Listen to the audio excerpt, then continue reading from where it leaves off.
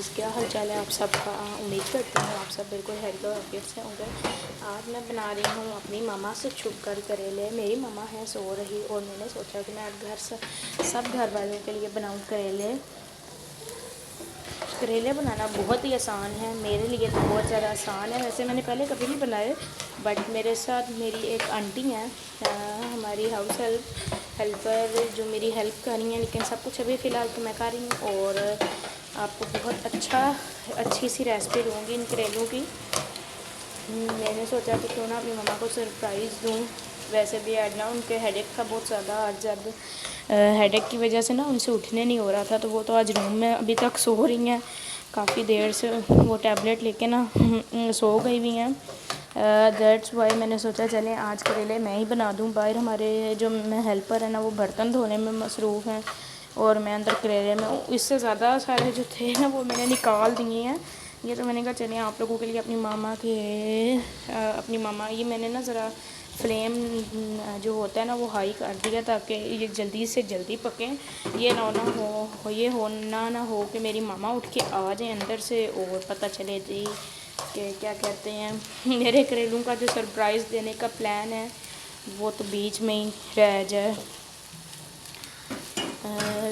ठीक है जी, मैं अब आपको दिखा रही हूँ लगातार कि ये फ्लेम इस तरह से होना चाहिए। अभी ना वो साथ डोर ओपन है, डोर की वजह से ना क्या कहते हैं हवा की वजह से ना गैस इधर उधर हो रही है, जिस तरह फ्लेम कह लें, चूल्हा इधर उधर होता है।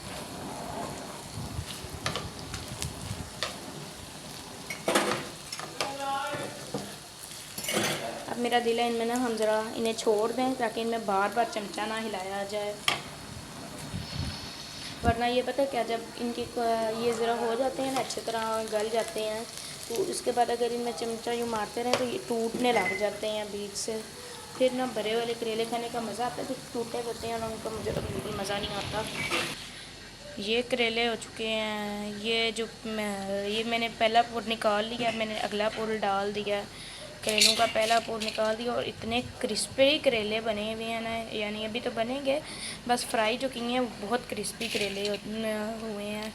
इतने मज़े का दिल कर रहा है ऐसे खा जाएं, इतनी मज़े की खुशबू आ रही है हर तरफ से, बस मेरा दिल कर रहा है मैं अभी खा जाऊँ।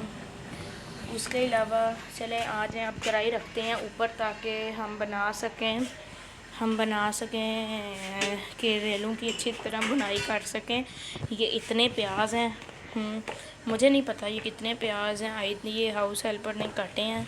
करेले मैंने खुद काटे थे, ये हाउस हेल्पर ने काटे हैं ये प्याज, और पता नहीं कितने मतलब करेलों में प्याज इस्तेमाल होगा, कुछ बचेंगे या सारे डालने होंगे। मैंने आपको बताया ना मुझे नहीं आइडिया कितना बनता है, बस मेरे साथ वो मेरी जो हाउस हेल्पर हैं वो मेरी हेल्प कर रही हैं लगातार।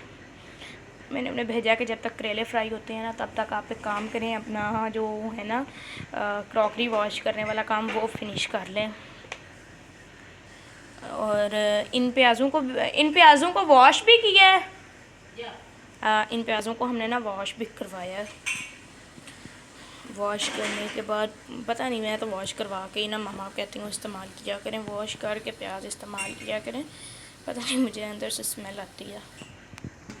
2 अदद इसमें टमाटर जाएंगे। मेरी तो हाउस हेल्पर ने बोला है कि फ्रिज से निकाल के रखो टमाटर, अब मुझे नहीं पता जाएंगे या नहीं जाएंगे।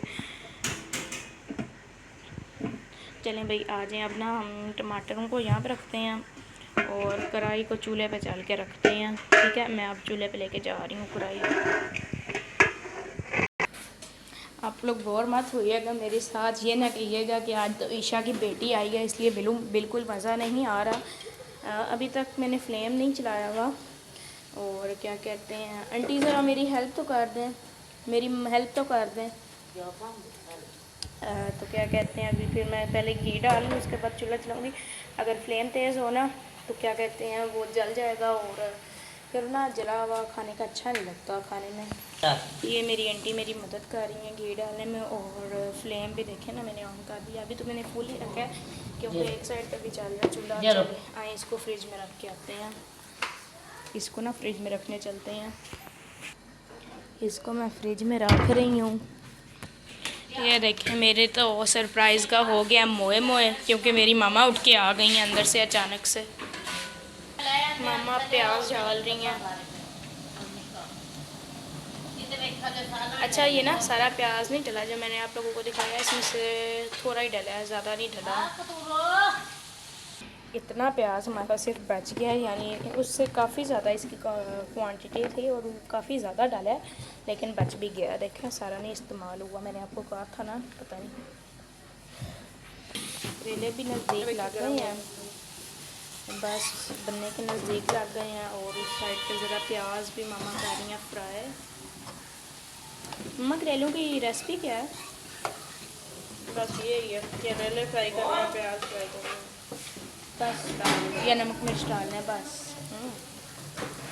بس پڑے رہنے دو ایک جگہ پہ۔